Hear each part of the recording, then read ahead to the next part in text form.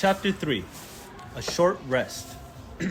They did not sing or tell stories that day, even though the weather improved, nor the next day, nor the day after. They had begun to feel that danger was not far away on either side.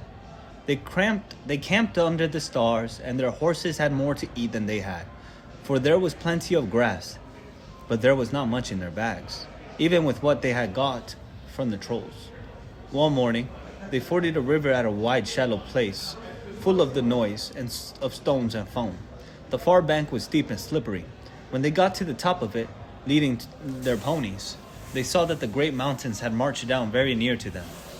Although they seemed only a day's easy journey from the feet of the nearest, dark and dreary it looked, though there were patches of sunlight on its brown sides, and behind its shoulders the tips of snow peaks gleamed. "Is that the mountain?" asked Bilbo in a solemn voice, looking at it with round eyes. He had never seen a thing that looked so big before. "Of course not," said Balin. "This is only the beginning of the Misty Mountains, and we have got to get through or over, or under those somehow, before we can come into the wilderland beyond.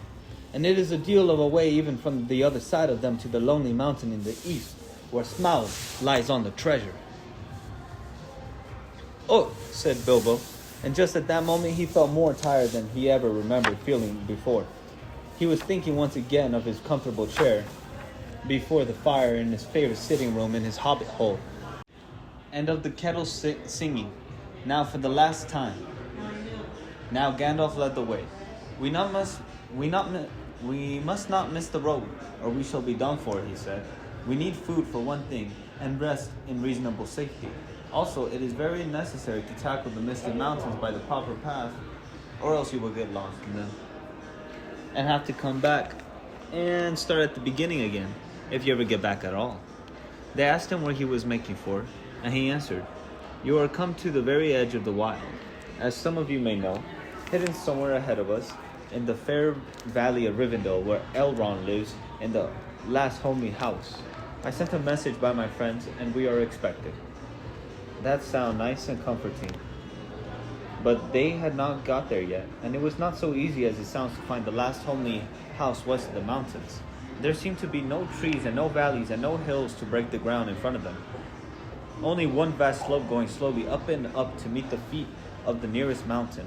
A wide land, the color of heather and crumbling rock, with patches and slashes of grass green and moss green showing where water might be. Morning passed. Afternoon came, but in all the silent waste there was no sign of any dwelling. They were growing anxious, for they saw now that the house might be hidden almost anywhere between them and the mountains. They came on unexpected valleys, narrow with steep sides, that opened suddenly at their feet, and they looked down surprised to see trees below them and running water at the bottom. There were gullies that they could almost leap over, but very deep with waterfalls in them. There were dark ravines that one could neither jump nor climb into. There were bogs, of some of them green, pleasant places to look at with flowers growing bright and tall, but a pony that walked there with a pack on its back would never have come out again. It was indeed a much wider land from the ford to the mountains than ever you would have guessed. Bilbo was astonished.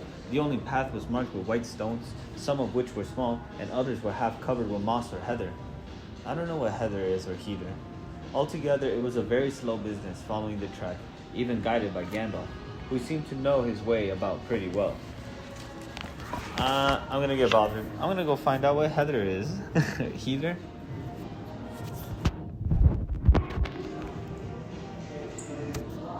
They show me a song. A purple-flowered Eurasian heath that grows abundantly on moorland. Oh, that's heather. Or heather. Don't know, don't care. Yes, I know, I did care. Let's move on.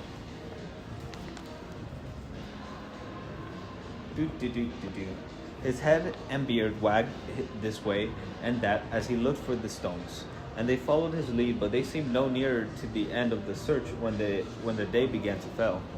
Tea time had long gone by, and it seemed supper time would soon do the same. There were moths fluttering about, and the light became very dim, for the moon had not risen. Bilbo's pony began to stumble over roots and stones. They came to the edge of a steep fall in the ground so suddenly that Gandalf's horse nearly slipped down the slope. "Here it is at last," he called, and the others gathered around him and looked over the edge. They saw a valley far below. They could hear the voice of hurrying water in a rocky bed at the bottom. The scent of trees was in the air, and there was a light on the valley side across the water. Bilbo never forgot the way they slithered and slipped in the dusk down the steep zigzag path into the secret valley of Rivendell. The air grew warmer as they got lower, and the smell of the pine trees made him drowsy, so that every now and again he nodded and nearly fell off, or bumped his nose on the pony's neck. Their spirits rose as they went down and down. The trees changed to beech and oak, and there was a comfortable feeling in the twilight. That's really, really good, actually. The last green had almost faded out on the grass when they came at length to an open glade not far above the banks of the stream. It smells like elves, thought Bilbo, and he looked up at the stars. They were burning bright and blue. Just then there came a burst of song like laughter in the trees. "Oh, what are you doing, and where are you going? Your pony's knee showing, the river is flowing. Oh, tra-la-la-lolly, here down in the valley. Oh, what are you seeking, and where are you making? The faggots are creaking, the bannocks are baking. Oh, trill-lil-lil-lil, lolly, the valley is jolly. Ha-ha-ha. Oh, where are you going with beers all a-wagging, not knowing what brings Mr. Baggins, and ballin' and dwellin' down into the valley in June. Ha-ha-ha-ha. Oh, will you be staying, or will you be flying? Your ponies are straying. The daylight desire to fly would be folly. To stay would be jolly, and listen and hark till the end of the dark to our tune. Ha-ha-ha-ha. I don't know how the song's supposed to go. So they laughed and sang in the trees, and pretty fair nonsense, I dare say you think it. Not that they would care, they would only laugh all the more if you told them so. They were elves, of course. Soon Bilbo caught glimpses of them as the darkness deepened. He loved elves, though he seldom met them. But he was a little frightened of them too. Dwarves don't get on well with them. Even decent enough dwarves like Thorin and his friends think them foolish, which is a very foolish thing to think, or get annoyed with them. For some elves tease them and laugh at them, and most of all, at their beards. "Well, well," said a voice. "Just look. Bilbo, the hobbit on a pony, my dear. Isn't it delicious? Most astonishing, wonderful." Then off they went into another song as ridiculous as the one I have written down in full. At last one, a tall young fellow, came out from the trees and bowed to Gandalf and to Thorin. "Oh, welcome to the valley," he said. "Thank you," said Thorin a bit gruffly. But Gandalf was already off his horse and among the elves, talking merrily with them. "You're a little out of your way," said the elf. "That is, if you are making for the only path across the water, and to the house beyond. We will set you right, but you had best get on foot until you are over the bridge. Are you going to stay a bit and sing with us, or will you go straight on?" "Supper is preparing over there," he said. "I can smell the wood fires for the cooking." Tired as he was, Bilbo would have liked to stay a while. Elvish singing is not a thing to miss. In June under the stars, not if you care for such things. Also, he would have liked to have a few private words with these people that seemed to know his names and all about him, although he had never seen them before. He thought their opinion of his adventure might be interesting. Elves know a lot and are wondrous folks for news, and know what is going on among the peoples of the land as quick as water flows, or quicker. But the dwarves were all for supper as soon as possible, just then, and would not stay. On they all went, leading their ponies till they were brought to a good path, and so at last to the very brink of the river. It was flowing fast and noisily, as mountain streams do of a summer evening, when the sun has been all day on the snow far up above. There was only a narrow bridge of a stone without a parapet, as narrow as a pony would well walk on, and over that they had to go, slow and careful, one by one, each leading his pony by the bridle. The elves had brought bright lanterns to the shore, and they sang a merry song as the party went across. "Don't dip your beard in the foam, father," they cried to Thorin, who was bent almost on the hands and knees. It is long enough without watering it. Mine Bilbo doesn't eat all the cakes they called.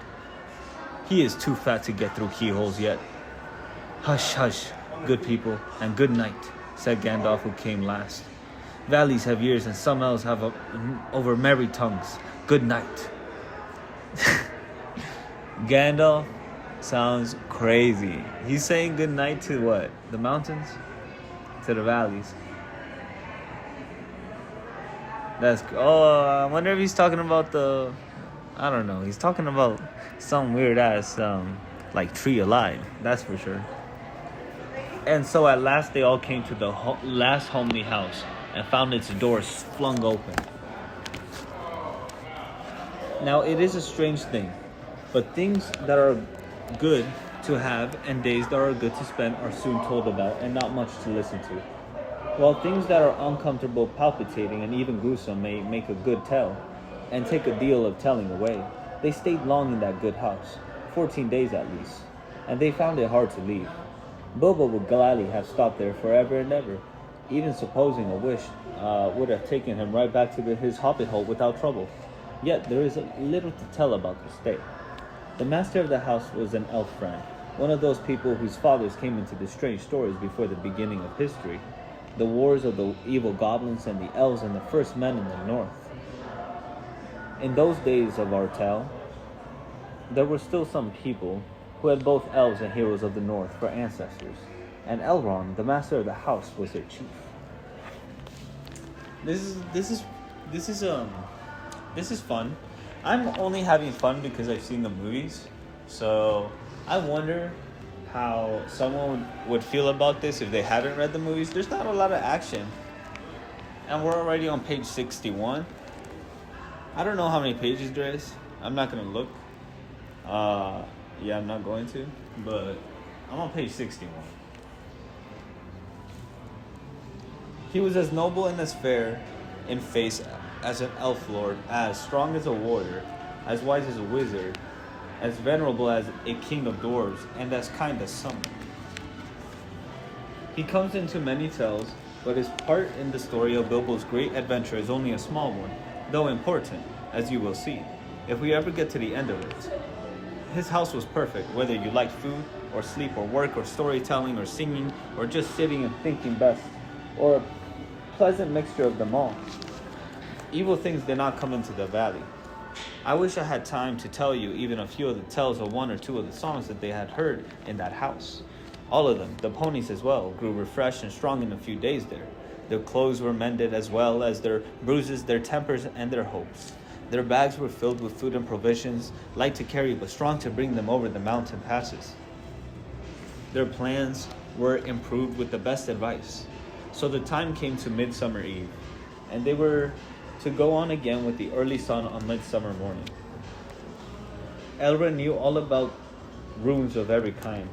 That day, he looked at the swords they had brought them from the trolls' lair, and he said, "These are not troll make. They are old swords, very old swords of the high elves of the west, my kin. They were made in Gondolin for the goblin wars. They must have come from a dragon's hoard or goblin plunder, for dragons and goblins destroyed that city many years ago. This, Thorn, the rune's name, Orcrist, the goblin cleaver in the ancient tongue of Gondolin. It was a famous blade. This, Gandalf, was Glamdring, foe hammer that the king Gondolin once wore. Keep them well." "Whence did the trolls get them, I wonder?" said Thorin, looking at his sword with new interest. "I could not say," said Elrond, "but one may guess that your trolls have plundered other plunderers, or come on the remnants of old robberies in some hole in the mountains of old. I've heard that there are still forgotten treasures of old to be found in the deserted caverns of the mines of Moria, since the dwarf and goblin war." Thorin pondered these words. "I will keep this sword in honor," he said. "May it soon cleave goblins once again." Now, I've never read The Hobbit, but this edition of The Hobbit, I'm not sure if they ever said the word goblin in any of the movies. Maybe as a joke, but I'm not sure, because I know that in this edition I'm reading, the word goblin means orc, actually. And maybe in lore, maybe the lore is that they used to call them goblins, and then later, and then hobbits called them orcs, because hobbits don't really go out too much, you know? But we're going to find out whenever we get to Lothar. Where were we? A wish that is likely to be granted soon enough in the mountains, said Elrond. But show me your map. He took it and gazed long at it, and he shook his head. For if he did not altogether approve of dwarves and their love of gold, he hated dragons and their cruel wickedness, and he grieved to remember the ruin of the town of Dale, and its merry bells, and the burned banks of the bright river running. The moon was shining in a broad silver crescent. He held up the map, and the white light shone through it. What is this? He said. There are moon letters here, beside the plain runes, which say 5 feet high the door, and there may walk abreast. What are moon letters? Asked the hobbit, full of excitement. He loved maps, as I have told you before, and he also liked runes and letters. Hold on. And cunning handwriting, though when he wrote himself, it was a bit thin and spidery. Oh, it's foreshadowing. Moon letters are rune letters, but you cannot see them, said Elrond. Not when you look straight at them. They can only be seen when the moon shines behind them, and what is more, with the more cunning sort, it must be a moon of the same shape and season as the day when they were written. The dwarves invented them and wrote them with silver pens, as your friends could tell you. There must have been written on a midsummer's. These must have been written on a midsummer's eve in a crescent moon a long while ago. What do they say? Asked Gandalf and Thorin together, a bit vexed, perhaps that even Elrond should have found them out first, though really there had not been a chance before, and there would not have been another until goodness knows when. Stand by the grey stone when the thrush knocks, read Elrond, and the setting sun with the last light of Durin's day will shine upon the keyhole. Durin, said Thorin. He was the father of the fathers of the eldest race of dwarves, the Longbeards, and my first ancestor. I am his heir. Then what is Durin's day? Asked Elrond. The first day of the dwarves' New Year, said Thorin. It is, as all should know, the first day of the last moon of autumn on the threshold of winter. We still call it Durin's Day when the last moon of autumn and the sun are in the sky together. But this will not help us much, I fear, for it passes our skill in these days to guess when such a time will come again. That remains to be seen, said Gandalf. Is there any more writing? None to be seen by this moon, said Elrond, and he gave the map back to Thorin. And then they went down to the water to see the elves dance and sing upon the midsummer's eve. The next morning was a midsummer's morning, as fair and fresh as could be damned. Oh, dream shit. Blue sky and never a cloud, and the sun dancing on the water. Now they rode away amid songs of farewell and good speed, with their hearts ready for more adventure, and with a knowledge of the road they must follow over the misty mountains to the land beyond. Rivendell.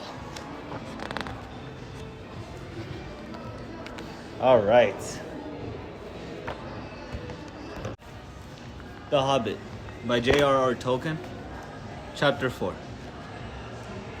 I lost the page. Hold on, I'm looking for it. Nice picture of Rivendell. Maybe I'll show it to you. Hopefully I don't get copyrighted. Over hill and under hill. There were many paths that led up into those mountains, and many passes over them. But most of the paths were cheats and deceptions, and led nowhere over, or to dead ends, or to bad ends. And most of the passes... Where was I? And most of the passes were infested by evil things and dreadful dangers. The dwarves and Hobbit, helped by the wise advice of Elrond and the knowledge and memory of Gandalf, took the right road to the right pass. Long days after they had climbed out of the valley and left the last homely house miles behind, they were still going up and up and up. It was a hard path and a dangerous path, a crooked way and a lovely and a long. Now they could look back over the lands they had left, laid out behind far below them. Hold on. I'm just getting comfortable over here.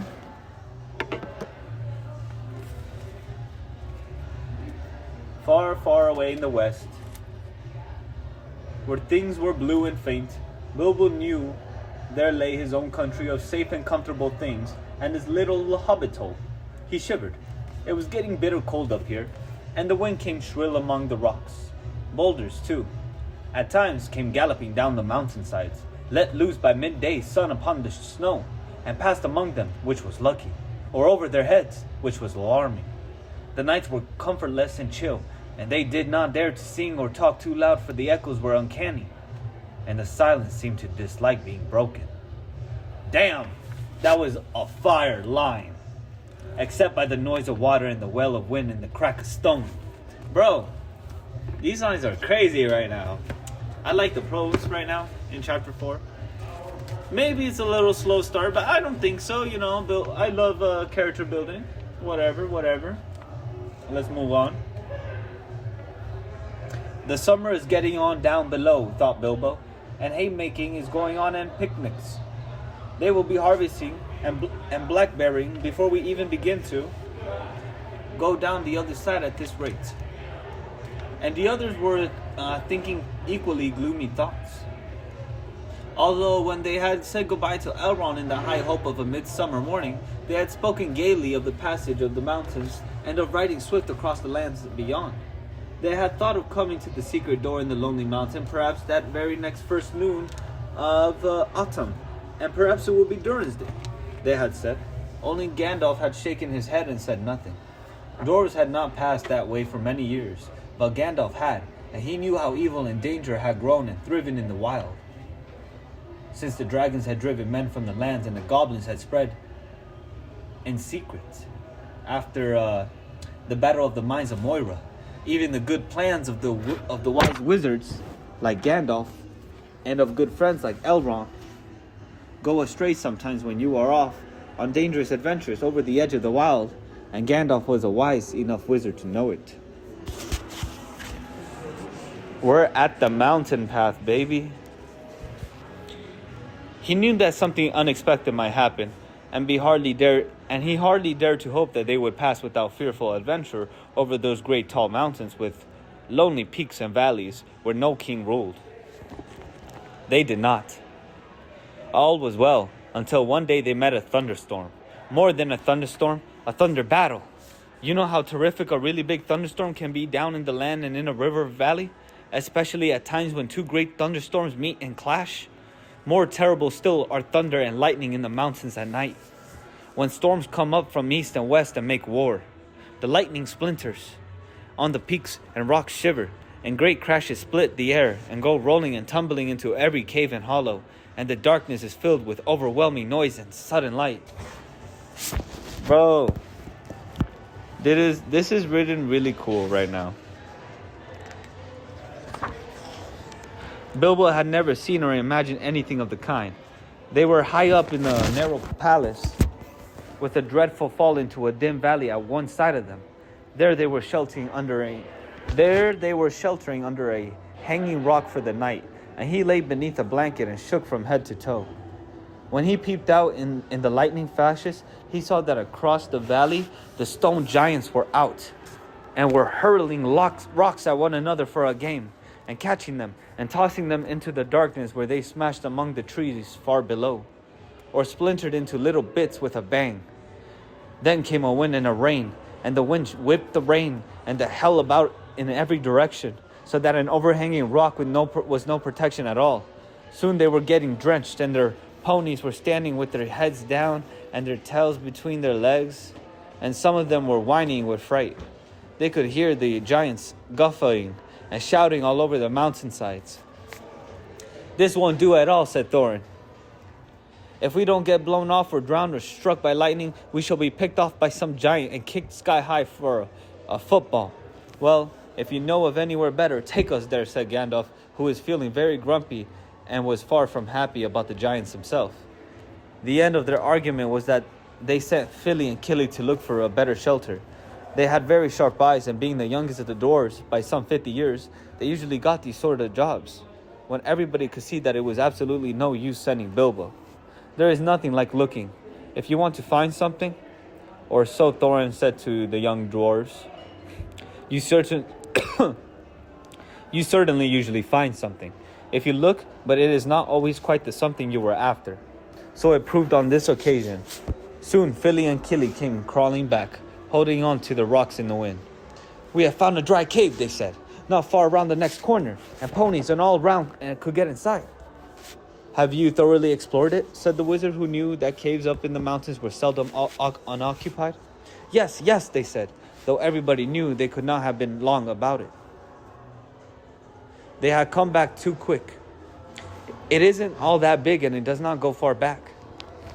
That, of course, is the dangerous part about caves. You don't know how far back they go back sometimes, or where a passage behind may lead to, or what is waiting for you inside. But now Fili and Kili's news seemed good enough, so they all got up and prepared to move. The wind was howling and the thunder still growling, and they had a business getting themselves and their ponies along. Still, it was not very far to go, and before long they came to a big rock standing out into the path. If you stepped behind, you found a low arch in the side of the mountain. There was just room to get the ponies through with the squeeze, when they had been unpacked and unsaddled.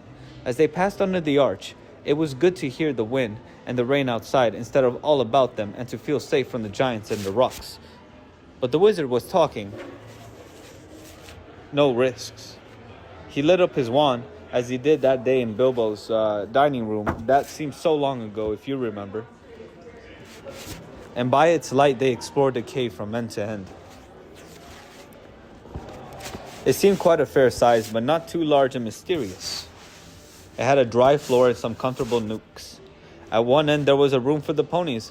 There they stood, mighty, glad of the change, steaming and champing in their nose bags. Oin and Groin wanted to light a fire at the door to dry their clothes, but Gandalf would not hear.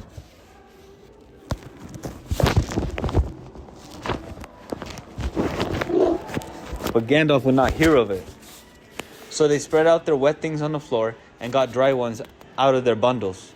Then they made their blankets comfortable, got out their pipes and blew smoke rings. When Gandalf turned into different colors and set dancing up by the roof to amuse them, they talked and forgot about the storm, and discussed what each would do with his share of the treasure. When they got it, which at the moment did not seem so possible, and so they dropped off to sleep one by one.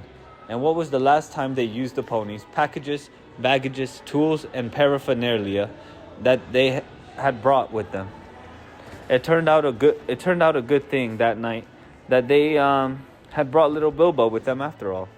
For somehow he could not go to sleep for a long while, and when he did sleep, he had very nasty dreams. He dreamed that a crack in the wall at the back of the cave got bigger and bigger and opened wider and wider, and he was very afraid, but could not call out or do anything but lie and look. Then he dreamed that the floor of the cave was giving way, and he was slipping, beginning to fall down, goodness knows where to. At that he woke up with a horrible start and found that part of his dream was true. A crack had opened at the back of the cave and was already a wide passage. He was just in time to see the last of the ponies' tails disappearing into it. Of course he gave a very loud yell, as loud a yell as a hobbit can give, which is surprising for their size.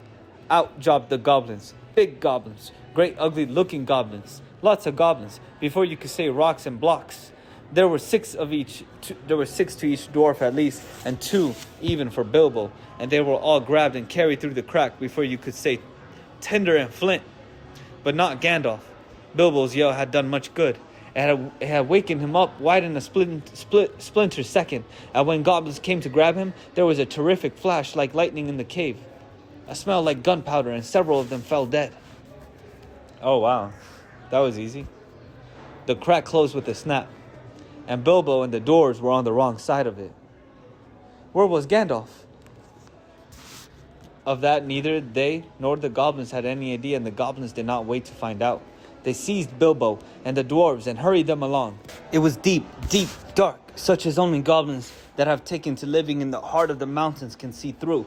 The passages there were crossed and tangled in all directions. but the goblins knew their way as well as you do to the nearest post office. And the way went down and down, and it was most horribly stuffy. The goblins were very rough, and pinched unmercifully, and chuckled and laughed in their horrible stony voices. And Bilbo was more unhappy even then, when the troll had picked him up by his toes. He wished again and again for his nice bright hobbit hole. Not for the last time. Now there came a glimmer of a red light before them.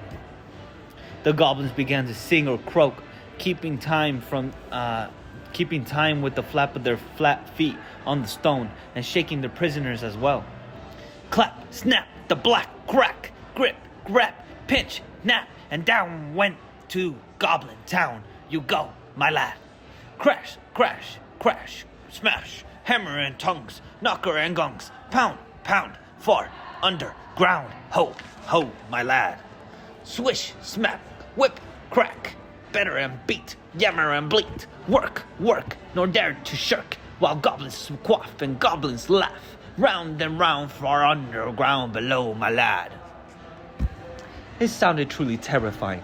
The walls echoed to the clap, snap, and the crush, smash, and to the ugly laughter of their ho, ho, my lad. The general meaning of the song was only too plain, for now the goblins took out whips and whipped them. No, that wasn't in the movie. That's kind of dark. Oh, he got whipped. And whipped them with a swish, smack, and set them running as fast as they could in front of them. And more than one of the dwarves were already yammering and bleating like anything when they stumbled into a big cavern. Oh man, that's crazy. It was lit by a great red fire in the middle, and by torches along the walls. And it was full of goblins. They all laughed and stamped and clapped their hands when the dwarves, with poor little Bilbo at the back and nearest to the whips, came running in, while the goblin drivers whooped and cracked their whips behind. The ponies were already there, huddled in a corner, and there were all the baggages and packages lying broken open, and being rummaged by goblins, and smelt by goblins, and fingered by goblins, and quarreled over by goblins. I am afraid that was the last they ever saw of those excellent little ponies, including a jolly, sturdy little white fellow that Elrond had lent to Gandalf, since his horse was not suitable for the mountain paths. For goblins eat horses and ponies and donkeys, and other much more dreadful things, and they are always hungry. Just now, however, the prisoners were thinking only of themselves. The goblins chained their hands behind their backs and linked them all together in a line, and dragged them to the far end of the cavern, with little Bilbo tugging at the end of the rope. There in the shadows on a large flat stone sat a tremendous goblin with a huge head. Armed goblins were standing around him, carrying the axes and the bent swords that they use. Now goblins are cruel, wicked, and bad-hearted. They make no beautiful things, but they make very many clever ones. They can tunnel and mine as well as any but the most skilled dwarves, when they take the trouble, though they are usually untidy and dirty. Hammers, axes, swords, daggers, pickaxes, tongs, and also instruments of torture they make very well, or get other people to make to their design. Prisoners and slaves that have to work till they die for want of air at night and light. It is not unlikely that they invented some of the machines they have since troubled the world, especially the ingenious devices for killing large numbers of people at once. For wheels and engines and explosions always delighted them, and also not working with their own hands more than they could help. But in those days, and those wild parts, they had not advanced, as it is called, so far.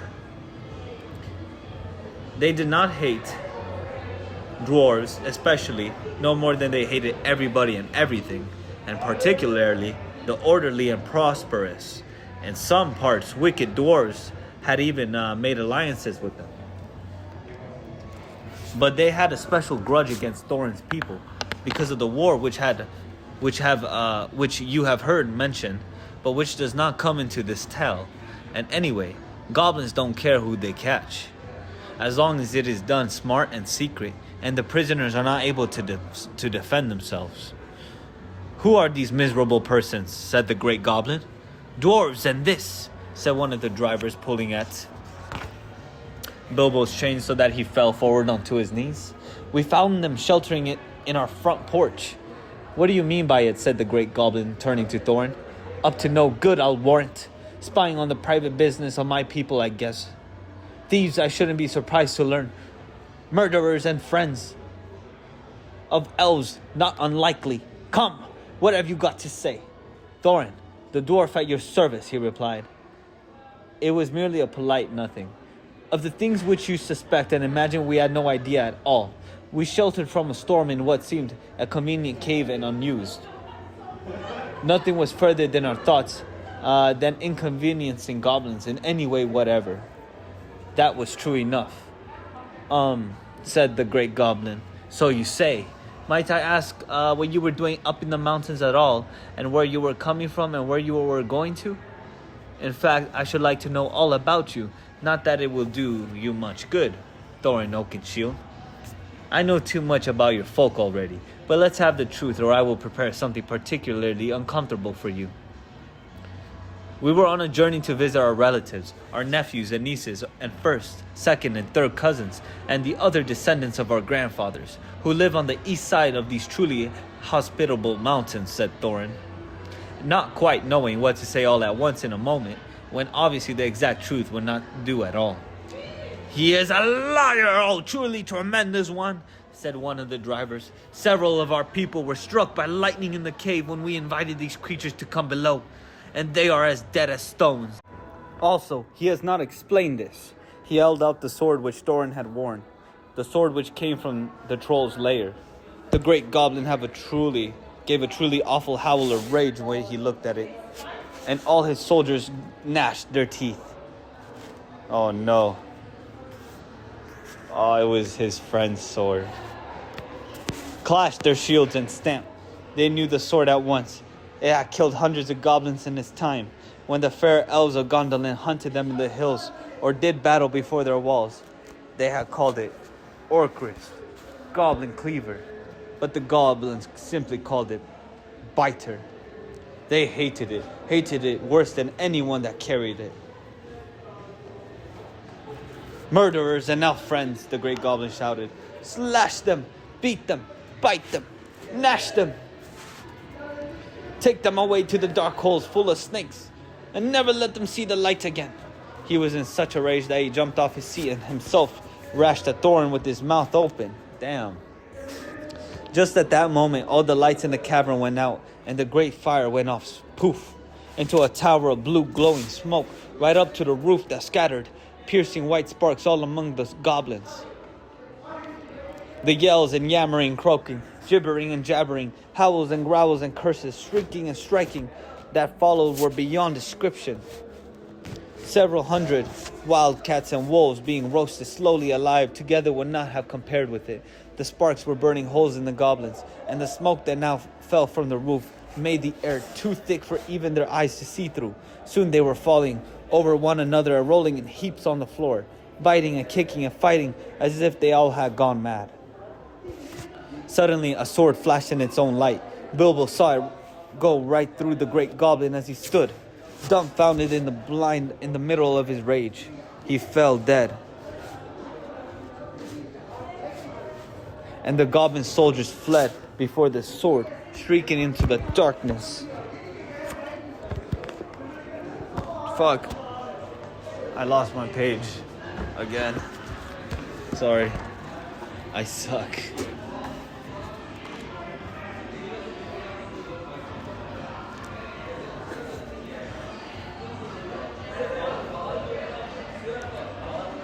He fell dead, and the goblin soldiers fled before the sword, shrieking into the darkness. The sword went back into its sheath. "Follow me, quick," said a voice fierce and quiet.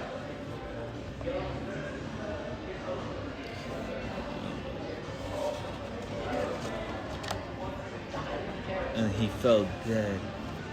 Wow. And before Bilbo understood what had happened, he was trotting along again, as fast as he could trot, at the end of the line down more dark passages, with the yells of the goblin hall growing fainter behind him. A pale light was leading them on. "Quicker, quicker," said the voice. "The torches will soon be relit." "Half a minute," said Dory. who was at the back next to Bilbo and a decent fellow. He made the hobbit scramble on his shoulders as best he could with his tight hands, and then off they all went at a run, with a clink of chains and many a stumble, since they had no hands to steady themselves with. Not for a long while did they stop, and by that time they must have been right down in the very mountain's heart. Alright. Had to take another breath. Then Gandalf lit up his wand. Of course it was Gandalf. But just then they were too busy to ask how he got there. He took out his sword again, and again it flashed in the dark by itself. It burned with a rage that made it gleam if goblins were about. Now it was bright as blue flame, for delight in the killing of the great lord of the cave. It made no trouble whatever of cutting through the goblin trains and setting all the prisoners free as quickly as possible. This sword's name was Glamdring the Foe Hammer, if you remember. The goblins just called it Beater and hated it worse than Biter if possible. Orcris too had been saved, for Gandalf had brought it along as well, snatching it from one of the terrified guards. Gandalf thought of most things, and though he could not do everything, he could do a great deal for his friends in a tight corner. "Are we all here?" said he, handing his sword back to Thorin with a bow. "Let me see. 1, that's Thorin. 2, 3, 4, 5, 6, 7, 8, 9, 10, 11. Where are Philly and Killy? Here they are. 12, 13. And here's Mr. Baggins, 14. Well. It might be worse, and then again it might be a good deal better. No ponies and no food, and no knowing quite where we are, and hordes of angry goblins just behind. On we go." On they went. Gandalf was quite right. They began to hear goblin noises and horrible cries far behind in the passages they had come through. That sent them on faster than ever, and as poor Bilbo could not possibly go half as fast, for dwarves can roll along at a tremendous pace. I can tell you, when they have to, they took it in turn to carry him on their backs. Still, goblins go faster than dwarves, and these goblins knew the way better. They had made the paths themselves, and were madly angry, so that do what they could,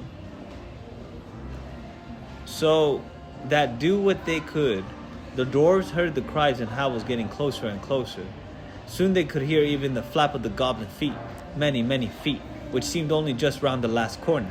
The blink of red torches could be seen behind them in the tunnel they were following, and they were getting deadly tired. "Why, oh, why did I ever leave my hobbit's hole?" said poor Mr. Baggins, bumping up and down on Bombar's back.